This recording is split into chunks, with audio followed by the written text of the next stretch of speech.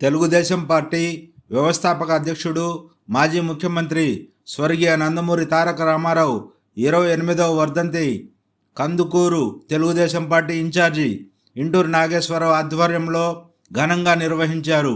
ముందుగా పామూరు బస్టాండ్ వద్ద ఉన్న ఎన్టీఆర్ విగ్రహానికి పూలమాలలు వేసి ఘన నివాళి అర్పించారు. అక్కడి నుండి వెంగమాంబ ఫంక్షన్ హాల్ వరకు ర్యాలీగా వెళ్ళి అక్కడ ఏర్పాటు చేసిన రక్తదాన శిబిరాన్ని ప్రారంభించారు. అనంతరం వేదికపై ఉన్న ఎన్టీఆర్ విగ్రహానికి నివాళులు అర్పించారు. ఈ రాష్ట్రానికి ఎన్టీఆర్ చేసిన సేవలను కొనియాడారు.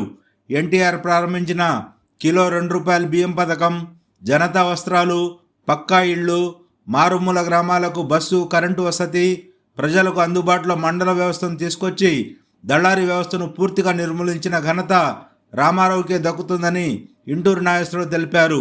ఎమ్మెల్సీ కంచెల శ్రీకాంత్ మాట్లాడుతూ ప్రస్తుతం రాష్ట్రంలో అరాచక పాలన కొనసాగుతుందని, వచ్చే ఎన్నికల్లో తెలుగుదేశాన్ని గెలిపించుకోవడం చారిత్రక అవసరమని ఆయన తెలిపారు. మాజీ శాసనసభ్యులు డాక్టర్ జీవిశ్వరాం మాట్లాడుతూ ఎన్టీఆర్తో ఆయనకున్న సంబంధ బాంధవ్యాన్ని గుర్తు చేసుకున్నారు. నేను 2 సార్లు ఎమ్మెల్యే అయ్యానంటే ఎన్టీఆర్ చలువేనని జ్ఞాపకాలను నెమరు వేసుకున్నారు. అనంతరం అన్నదాన కార్యక్రమం నిర్వహించారు. ఈ కార్యక్రమంలో అధిక సంఖ్యలో తెలుగుదేశం కార్యకర్తలు, నాయకులు, ప్రజానీకం పాల్గొన్నారు.